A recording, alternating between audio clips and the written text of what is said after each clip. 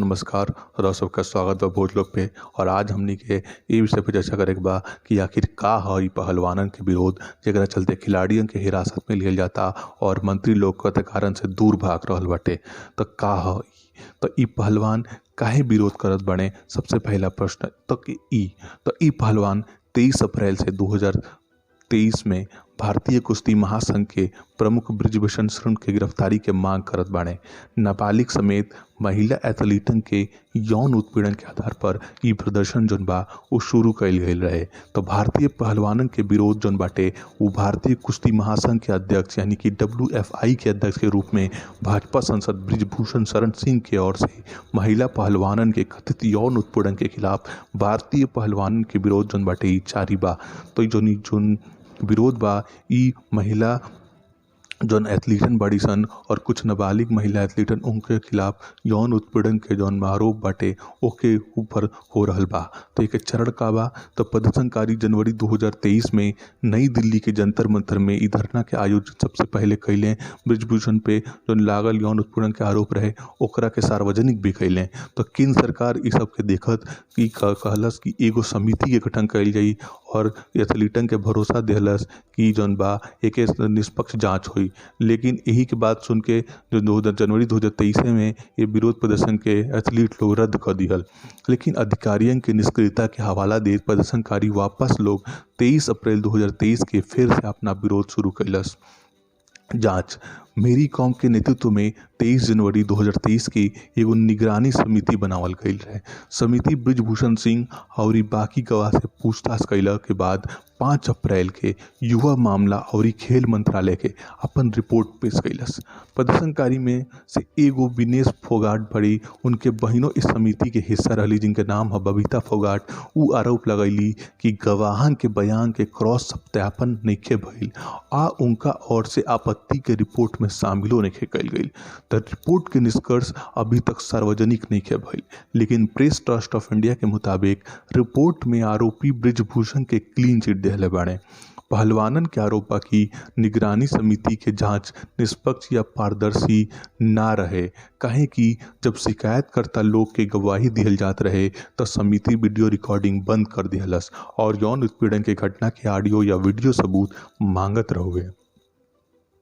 आगे का भइल कुश्ती महासंघ के वेबसाइट पर जौन यौन उत्पीड़न समिति के जिक्र भइल बा ओकरा में 4 पुरुष और 1 महिला बाड़ी। लेकिन कामकाजी जगह पे महिला के यौन उत्पीड़न यानी कि निवारण निषेध और निवारण अधिनियम 2013 के मुताबिक सब आंतरिक शिकायत समिति यानी कि ICC जकरा के इंटरनल कॉम्प्लेंस कमेटी भी कहल जाला के नेतृत्व करे खातिर एगो महिला होके के चाहिए या फिर 50% से अधिक सदस्य जौन बा एक महिला होके के चाहिए। तो सुप्रीम कोर्ट के हस्तक्षेप लेकिन ई भइल ना। सुप्रीम कोर्ट के हस्तक्षेप पर 28 अप्रैल 2023 के 2 गो प्राथमिकी दर्ज भइल जौना में से एगो पॉक्सो एक्ट के तहत आयल रहे।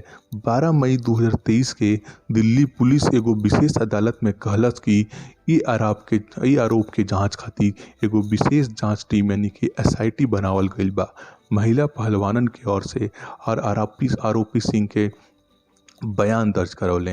एकरा बाद महिला पहलवानन के बयान मजिस्ट्रेट के धारा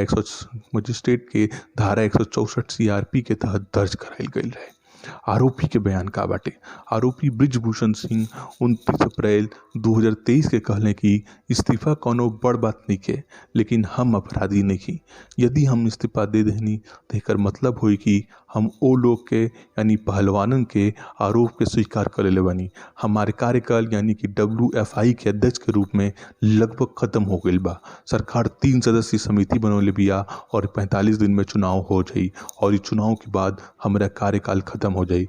उ इहो कहले कि पहलवान रोज मांग बदलत बने और दावा कैले कि विरोध करे वाला पहलवान एक समूह के हवे, लेकिन हरियाणा के 90% पहलवान जन बड़े वो उनका समर्थन करते हैं।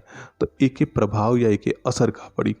एक बात साथ एगो और बात ध्यान में देखे के बा कि आरोपी 26 मई 2023 के इहो बतौले कि उ सरकार के पॉक्सो एक्ट में बदलाव करे खातिर मजबूर करी हैं, जौन की संजोग से भारत ने बच्चा के बाल शोषण से बचावे वाला प्राथमिक कानून ह। तो एके असर का देखे के मिली तो सबसे पहले खेल में महिला के सुरक्षा के बारे में एगो बड़ प्रश्न उठ गईल बा कि का महिला या नाबालिग बालिकाएं बड़ लोग खेल में सुरक्षित बा लोग कि ना। दूसर, खेल में अपराधीकरण जौन बा हो रहल बा, इहो एगो चीज मामला खुल के आ गईल बा। यानी कि अपराधी लोग जौन बा उ खेल में अपराधियन के पकड़ बढ़ल जाता। ये बात के भी एगो प्रश्न उठ रहल बा। तीसरा, खेल अर्थव्यवस्था में काफ़ी बाधा आयल। कैसे? तो पहला, भारत के कुश्ती महासंघ के खिलाफ निगरानी समिति के जांच लंबित रहला के चलते साल 2023 के एशियाई कुश्ती चैंपियनशिप भारत के नई दिल्ली से कजाकिस्तान के अस्ताना ले जायल गई। यानी कि जौन शिफ्ट कर दिल गई हमनी के जौन कुश्ती चैंपियनशिप इंडिया में होके वाला रहे। तो कितना एक वजह से हानि भयल आर्थिक रूप से वो सब समझ सकता नहीं। अंतर्राष्ट्रीय ओलंपिक समिति IOC भारत के शीर्ष पहलवानन के लगातार विरोध प्रदर्शन के दौरान जौना तरह के व्यवहार कैल जाता ओकर निंदा कैले भी है। ओलंपिक कमेटी है इंटरनेशनल, तो इहो विरोध करतिया और निंदा करतिया। यूनाइटेड यानी कि एगो इंटरनेशनल जगत में जौन बा, अंतर्राष्ट्रीय जगत में भारतीय खेल और भारतीय सरकार के भारतीयन के एगो गलत जौन बा उ इमेज बन रहल बा। यूनाइटेड वर्ल्ड रेसलिंग यानी कि WUWW एगो बयान जारी करके इतवार के दिने नया संसद भवन में मार्च के दौरान पहलवानन के हिरासत में लेवे के निंदा कैले बिया। साथ ही साथ इहो कहले बिया कि उ जौन बा इंडियन जौन रेसलिंग एसोसिएशन बा ओके मेंबरशिप जौन बा उ रद्द कर सकतिया। तो इसे ई पता चलता कि कैसन एक एक का प्रभाव पड़ी। तो रउआ सब इतना देखनी वो खातिर धन्यवाद। और